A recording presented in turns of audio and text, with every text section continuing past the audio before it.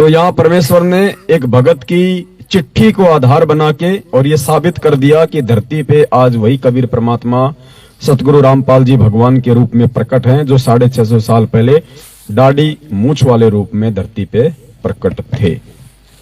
और उसके बाद देखो पुण्यात्माओं, अब एक ऐसा सबूत परमात्मा ने आजकल में दिया है। देखो, जब ठीक का समय आता है तो परमात्मा अपने बच्चों को सद्बुद्धि देते हैं। आज से पहले हम इन सत्संगों को हजारों बार सुन रहे थे, दास ने भी हजारों बार सुने, लेकिन कभी भी दास के दिमाग में ये चीज नहीं आई, क्योंकि हम सब दो कोटि के जीव हैं। और परमात्मा भी कहते हैं कि सब सुमरे अपने अनुमाना तो गति लखी न जाए, और कहे कबीर कृपया कर जन पर ज्यों की त्यों समझाए।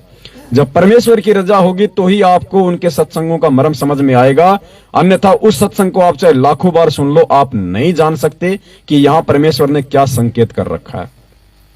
तो देखो, ये सत्संग सुनिए आप, परमात्मा की जो वाणी है, ये इस वाणी में परमात्मा ने जो बताया है, देखो कितनी बार बताया परमात्मा ने हमें कि 650 साल पहले परमात्मा ने धर्मदास जी को कहा था कि धर्मदास द्वादश पंथ करूं मैं साजा।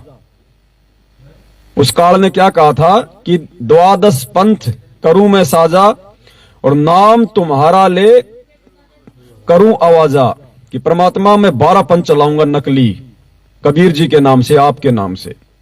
द्वादश पंथ करूं मैं साजा और नाम तुम्हारा ले करूं आवाजा, यानी आपका नाम ले लेके महिमा आपकी होगी, कबीर जी की साधना उल्टी होगी, मंत्र उल्टे होंगे।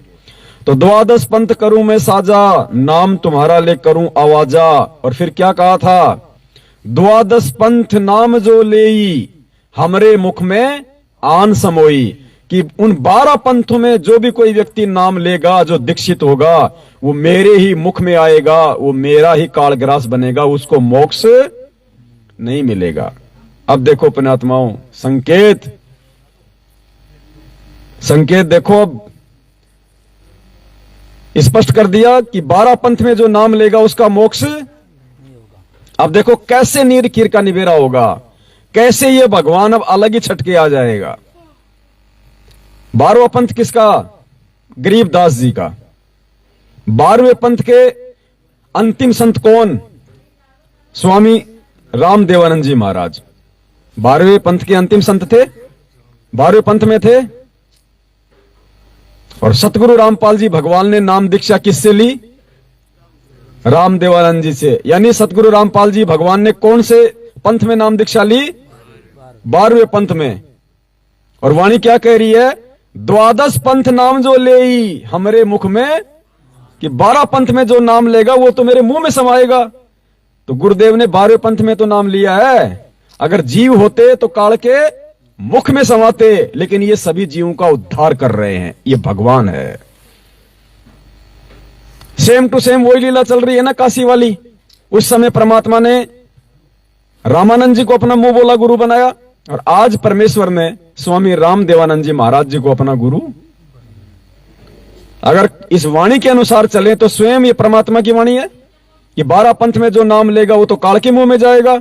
तो हमारे गुरुदेव ने भी तो 12 पंथ में नाम लिया है। अगर आप और हमारी तरह जीव होते परमात्मा, तो आज दुनिया का उद्धार नहीं करते। तो ये परमात्मा है, ये जीव नहीं है। फिर परमात्मा, आप इस पहले सुनो सत्संग परमेश्वर का।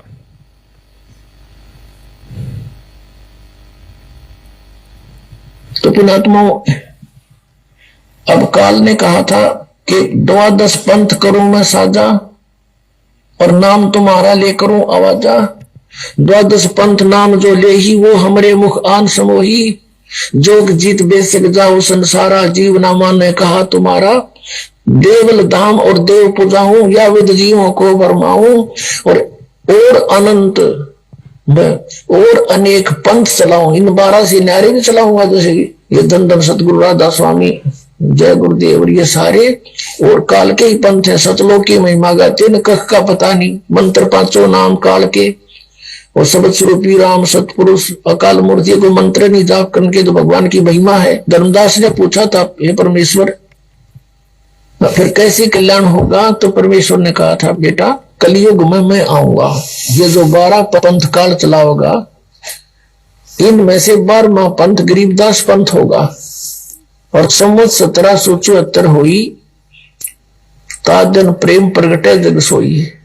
तो क्या किया परमात्मा ने? स्पष्ट किया ना इस वाणी के माध्यम से, द्वादश पंथ करूं मैं साजा, नाम तुम्हारा ले करूं आवाजा, और द्वादश पंथ नाम जो ले ही हमरे मुख में आन समोई। अब विचार करो, अगर गुरुदेव यदि जीव होते, आप और हमारी तरह, अगर मां के गर्भ से आते, तो 12वें पंथ में नाम लिया है परमात्मा ने अपने मुंह बोले गुरु स्वामी रामदेवानंद जी महाराज जी से, लीलामय तरीके से।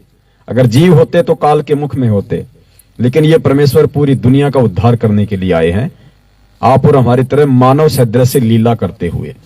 तो पुण्यात्मा, ऐसे हमने भगवान की परख करनी है, पहचान करनी है। ये सामान्य प्राणी नहीं है, सामान्य संत नहीं है, आम व्यक्ति नहीं है, बहुत बड़ा धोखा खा जाएंगे। ये गोल्डन चांस है।